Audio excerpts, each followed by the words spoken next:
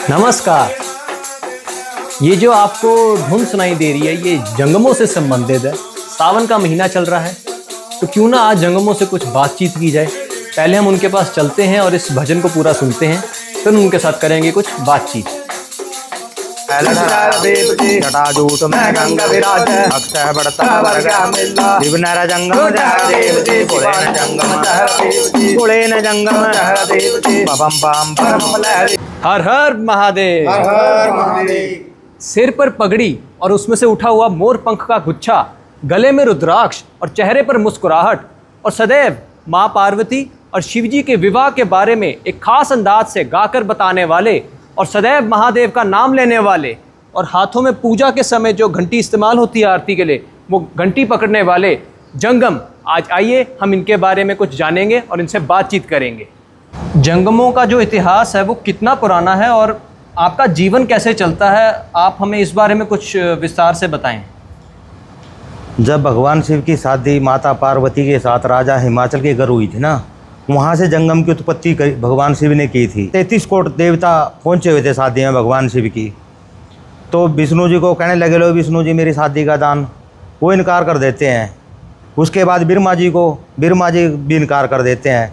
भगवान शिव कुशा मंगवाते हैं पहाड़ों से, उस कुशा का पुतला बनाते हैं और दाई जांग में चीरा दे के अनंत जंगम को पैदा करते हैं और उसको कहते हैं, लो जंगम मेरे ब्याह का दान। हमारा जीवन जैसे परिवार में 2 भाई हैं, एक भाई यही काम करता है, वो भगवान शिव की स्तुति गाता है और शिव विवाह बोलते हैं।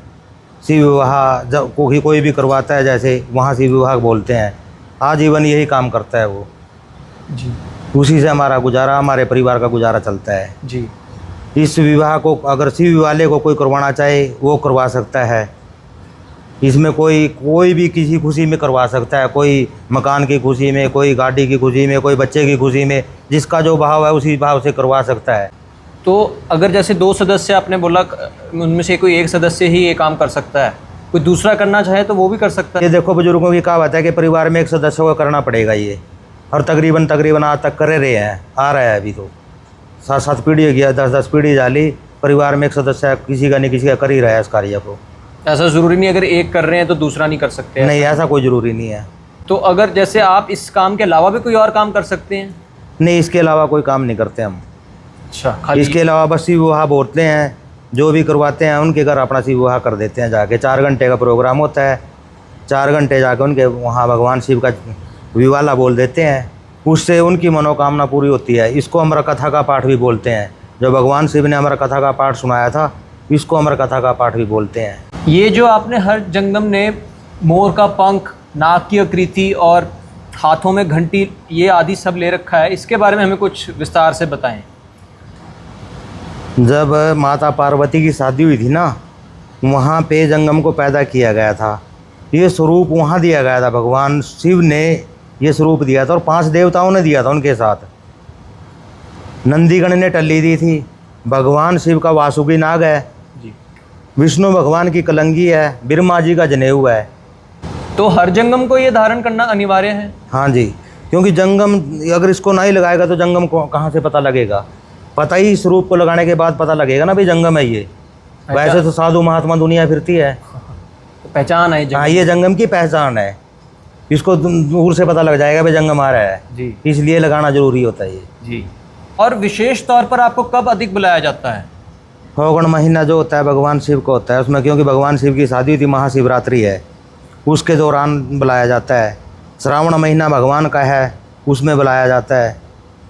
अगर कोई घर में अच्छा कार्य क्रिया है, वहाँ भगवान शिव का स्तुति गवा सकता है। इन्होंने हमें बताया कि जब भी आप महामृत्युंजय अनुष्ठान करें, रुद्र अभिषेक करें जो कि शिव की एक महत्वपूर्ण पूजा है, या शिवलिंग की स्थापना करें, तो जंगमों को ज़रूर बुलाएं और उनको अपने सामर्थ्य के अनुसार उनके हिस्से का दान ज़रूर दें, जो कि अच्छा माना जाता है। तो आज आपसे बातचीत कर काफ़ी अच्छा लगा और काफ़ी अच्छी जानकारी प्राप्त हुई है, और ये मेरी तरफ से आपके लिए एक छोटा सा भेंट है।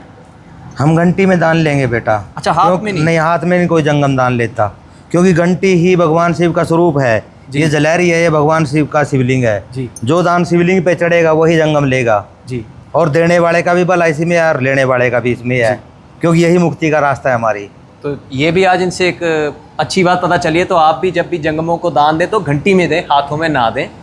हर हर महादेव।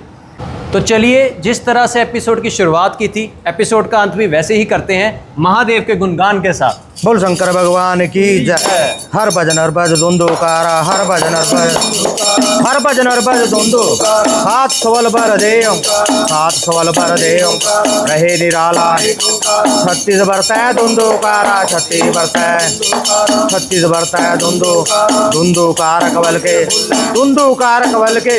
रुखान बिरखा फलान, कौन सुन मैं, कौन सुन मैं। सुनो सुन के महा सुन के, आत्म सुन के परमल, आत्म सुन के बम बम बम बम।